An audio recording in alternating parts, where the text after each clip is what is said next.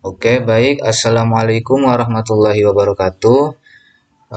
Perkenalkan, nama saya Ismail, dan saya di sini akan menjelaskan materi ilmu budaya dasar terkait dengan agama, filsafat, dan juga keindahan. Baik, oke. Agama secara bahasa ya. Jadi agama itu berasal dari apa? Dua bahasa, bisa bahasa Sanskerta atau bahasa Latin. Kalau bahasa Sanskertanya itu terdiri dari dua kata, yaitu a dan gam. A yang berarti tidak, gam yang berarti kacau. Jadi secara bahasanya agama itu tidak kacau. Sedangkan yang lainnya, agama itu secara etimologi berasal dari kata religio yang diambil dari bahasa Latin, yaitu religer yang berarti mengikat kembali. Itu secara bahasanya. Terkait secara istilahnya yaitu saya kira dari penonton sudah paham ya dengan definisinya, bahwasanya agama itu adalah suatu sistem kepercayaan kepada Tuhan yang dianut oleh sekelompok manusia dengan selalu mengadakan interaksi dengannya. Ya, pastinya sudah difahami ya, termasuk agama Islam juga seperti itu ya. Kemudian di sini terkait fungsi agama ya. Di sini ada 8 fungsi agama yang saya paparkan ya. Sebetulnya banyak, menurut pendapat-pendapat tuh beda-beda. Baik, yang pertama itu adalah agama memberikan kedamaian mental atau mental peace ya. Kenapa kok bisa begitu? Karena kehidupan manusia di dunia ini tidaklah menentu ya. Manusia dituntut untuk hidup di mana kehidupan di dunia ini yang tidak aman, banyak apa ya, banyak bahaya, tidak tenang gitu kan. Di saat seperti itu kan otomatis manusia itu nantinya akan merasa tidak tenang dalam hidupnya, tidak nyaman ketika hidup di dunia yang seperti itu. Maka dari itu agama memberikan semacam tempat perlindungan kepada umatnya, sehingga umat itu akan merasa tenang dalam kehidupannya, dalam menjalani kehidupan di dunia ini. Dan juga agama memberikan dorongan atau motivasi kepada pemeluknya untuk senantiasa menghadapi kehidupan dunia, seberapapun kerasnya. Kemudian yang kedua, agama itu menanamkan kebajikan-kebajikan sosial seperti kejujuran, anti kekerasan, disiplin, dan lain sebagainya. Banyak lah pastinya. Kemudian agama meningkatkan solidaritas sosial ya. Hal ini bisa jadi dikarenakan dalam agama itu kan pastinya ada kepercayaan yang sama, sentimen yang sama, ibadah-ibadahnya yang sama, menjalankan ritual agama secara bersama, yang mana semua hal-hal tersebut nantinya akan meningkatkan solidaritas. Kemudian yang selanjutnya, agama adalah agen sosialisasi dan kontrol sosial. Ya, hal ini dikarenakan agama mempunyai peranan yang sangat penting dalam mengontrol atau mengorganisasi dan mengarah kehidupan-kehidupan sosial masyarakat. Ya. Kemudian agama meningkatkan kesejahteraan, ya karena memang sesuai dalam ajaran agamanya. Memang agama kan mengajarkan pada manusia untuk selalu melayani masyarakat dan juga mensejahterakannya, entah itu dengan cara memberikan kepada yang membutuhkan dan lain sebagainya. Kemudian agama memberikan rekreasi kepada manusia. Nah, ini maksudnya di dalam agama itu kan biasanya pasti ada semacam kayak ritual atau festival-festival lainnya dan kegiatan-kegiatan yang mana kegiatan tersebut akan membebaskan manusia, memberikan kelegaan dan kebebasan manusia dari berbagai macam tekanan-tekanan mental ya. Ya misalkan dalam umat Islam mungkin kita akan senang gitu mendengarkan gebiaran-gebiaran solawat gitu, atau ya mendengarkan solawat dan lain sebagainya seperti itu, atau dengan mengunjungi Baitullah, haji dan lain sebagainya, itu nanti memberikan kesenangan tersendiri kepada kita gitu. Yang itu yang dimaksud dengan memberikan rekreasi kepada manusia. Kemudian agama berfungsi memperkuat rasa percaya diri ya. Memang agama itu mempunyai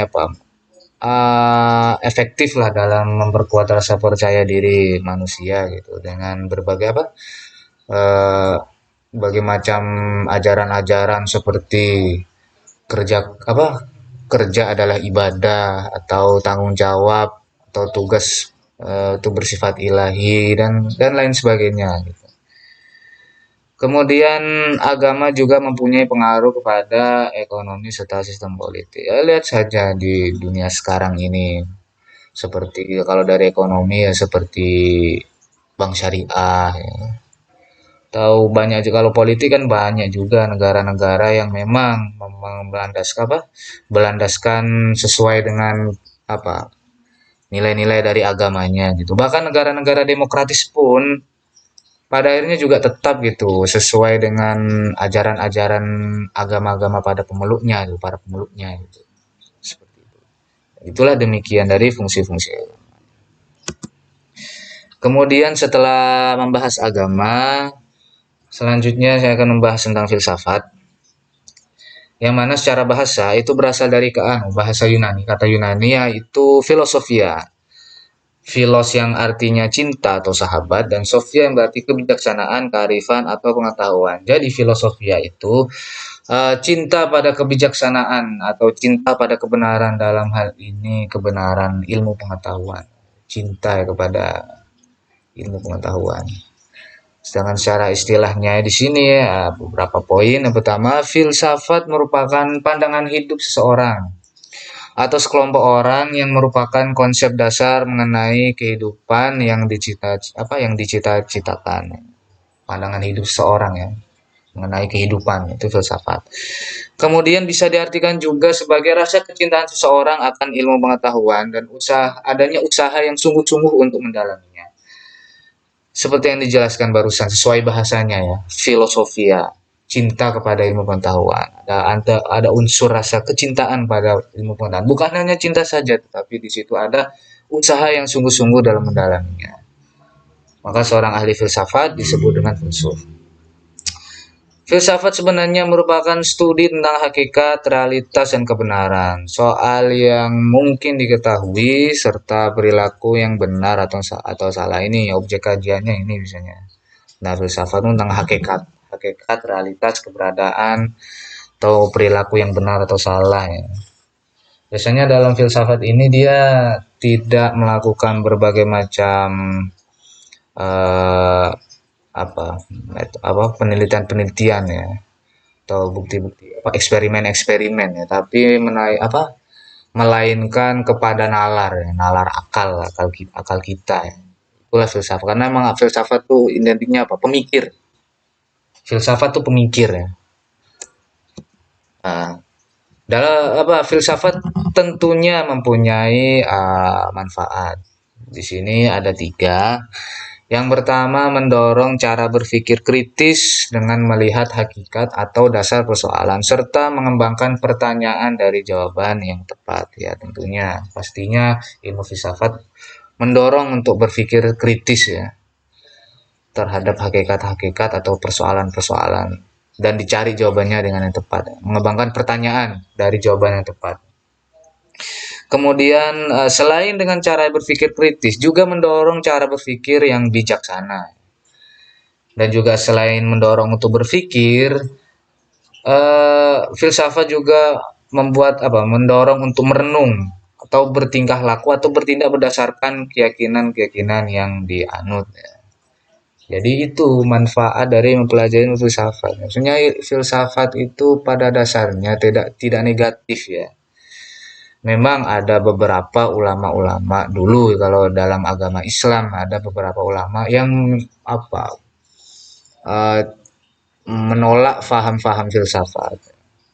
Hal ini bukan tanpa alasan, memang karena pada waktu itu bisa jadi karena manusia itu pada saat itu belum mampu mencapai pemikiran-pemikiran filsuf yang akhirnya menyebabkan mereka tersesat seperti itu. Padahal di dalam Al-Qur'an diterangkan apa? Bahwasanya manusia itu disuruh untuk berpikir, disuruh untuk berpikir dalam Al-Qur'an itu. Makanya tidak bertentangan kok dengan filsafat. Kemudian barusan tentang filsafat, sekarang tentang keindahan. Indahan yang berasal dari kata indah yang berarti bagus, permai, cantik, molek, dan sebagainya. Indah itu tidak tertentu kepada benda-benda atau objek. Terkadang dalam diri manusia itu juga terdapat keindahan. Keindahan.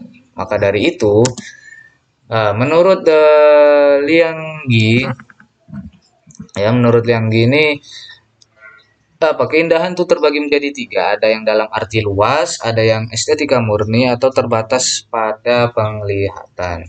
Ya.